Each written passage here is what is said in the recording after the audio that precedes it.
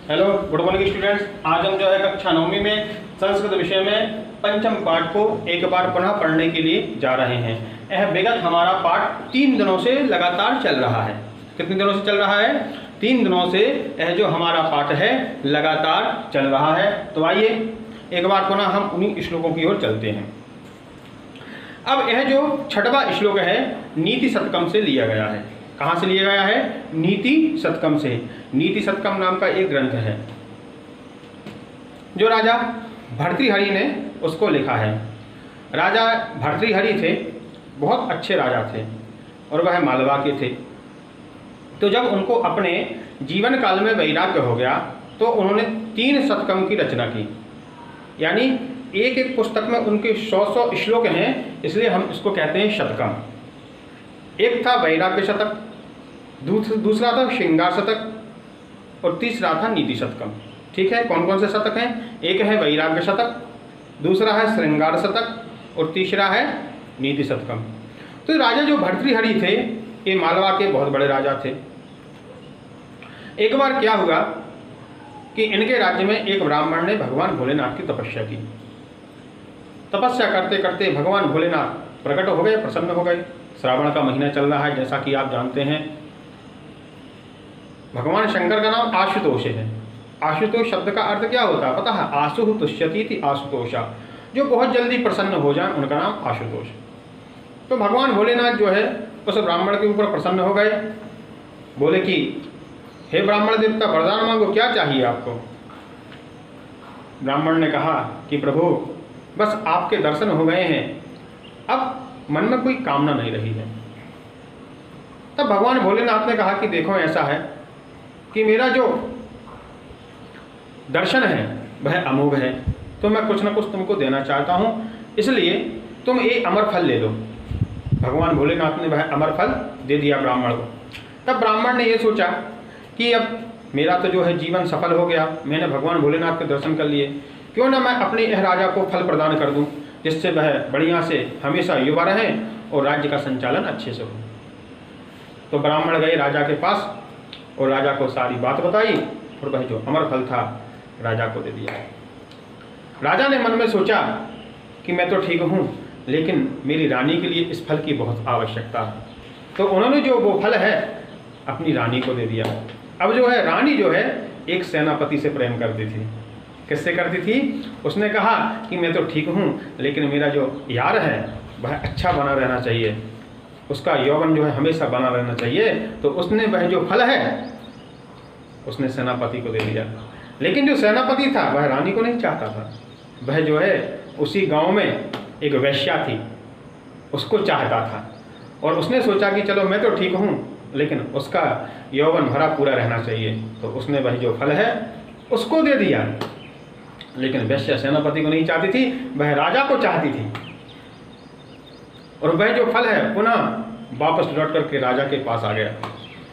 राजा ने मन में विचार किया कि ये कैसा हुआ, और उसने जाकर के रानी से पूछा। रानी ने सारी बात बोला। उसी समय राजा को राज्य से वैराग्य हो गया। उसने कहा कि जिस पत्नी के लिए मैंने अपना सब कुछ न्यौछावर कर दिया था उसने मेरे साथ धोखा किया। और ऐसा कहते हुए सारे राजपाट को छोड़ करके केवल एक वस्त्र धारण करके वह जो है वहाँ से निकल गए। तब जाकर के उन्होंने 3 ग्रंथों की रचना की। इसका एक का नाम है नीति शतकम, दूसरे का नाम है वैराग्य शतकम और तीसरे का नाम है श्रृंगार शतकम। तो बहुत दिव्य ग्रंथ है, कभी समय मिले आप लोग पढ़ेंगे। तो आइए, तो उसी नीति शतकम से यह श्लोक लिया गया है। क्या लिया गया है? श्लोक लिया गया है कि जो दुष्ट होते हैं, क्यों कौन होते हैं? दुष्ट। उनका स्वभाव कैसा होता है, उनका संग कैसा होता है। इसलिए शास्त्र में कहा है कि भले ही आपका नरक में वास हो जाए, बरु भल बास नरक कर ताता, लेकिन दुष्ट संग जन दे विधाता। लेकिन कभी भी दुष्ट व्यक्ति के साथ में एक क्षण नहीं रहना चाहिए। ठीक है, तो यहाँ पर वही दुष्ट की वो बता रहे हैं। क्या बता रहे हैं? कि दुष्टों की मैत्री कैसी होती है, उनकी मित्रता कैसी होती है, उसके बारे में बता रहे हैं। कि आरंभ गुरु भी, उनकी जो मैत्री होती है आरंभ में तो बड़ी लंबी चौड़ी चलती है। क्यों? क्योंकि उसमें उनका स्वार्थ रहता है। तो जो दुष्टों की मैत्री होती है आरंभ में बड़ी लंबी चलती है, लेकिन क्षणिक क्रमेणों, और धीरे धीरे करके जब उनका स्वार्थ समाप्त होता जाता है ना, तो वो धीरे धीरे करके घटती जाती, क्षणिक क्रमेणों यानी घटती जाती है।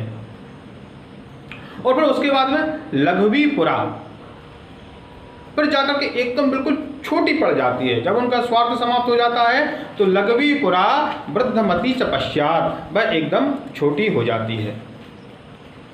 ठीक है, और कैसी होती है वह? धीरे धीरे करके लघवी पुरा छोटी होते हुए वह वृद्धिमती चली जाती यानी चली जाती है। कैसे? दिनस्य पूर्णार्ध परार्ध भिन्ना, उनकी मैत्री ऐसी होती है कि दिन का जो पहले का समय रहता है वो कुछ और रहता है और सायंकाल का समय कुछ और रहता है। इसी तरह उन दुष्टों की मैत्री होती है कि आरंभ में तो जैसे भगवान सूर्य का प्रकाश होता है, इस तरह से वह अपने स्वार्थ साधने के लिए किसी भी प्रकार से तत्पर रहते हैं, लेकिन जैसे ही उनका स्वार्थ सध जाता है, स्वार्थ बन जाता है, उसके बाद में वह क्या करते हैं? परार्ध भिन्ना। जिस तरह सूर्य अस्ताचल की ओर जाता है और रात्रि में अंधकार हो जाता है, इसी तरह से उनकी जो मैत्री है वह उस तरह से चलती रहती है। इसलिए छाया में मैत्री, उनकी जो मैत्री रहती है छाया के समान रहती है। जैसे छाया एक जगह पर स्थिर नहीं रहती है, उसी तरह से दुष्टों की जो मित्रता रहती है, मैत्री रहती है, वह कभी स्थिर नहीं रहती है। ऐसे दुष्टों से, ऐसे निशंकों से हमेशा सावधान रहना चाहिए। यह श्लोक कठिन है, इसलिए इसकी व्याख्या हम यहीं पर रोकते हैं। आइए एक बार मैं आपको उच्चारण करा देता हूँ, आप लोग जो है घर पर उच्चारण करेंगे। आरंभ गुरु विक्षेणी क्रमेण लघ्वी पुरा वृद्धिमती च पश्चात दिनस्य पूर्वार्ध परार्ध भिन्ना छाये व मैत्री खल सज्जनानाम। ठीक है, आरंभ गुरु विक्षेणी क्रमेण,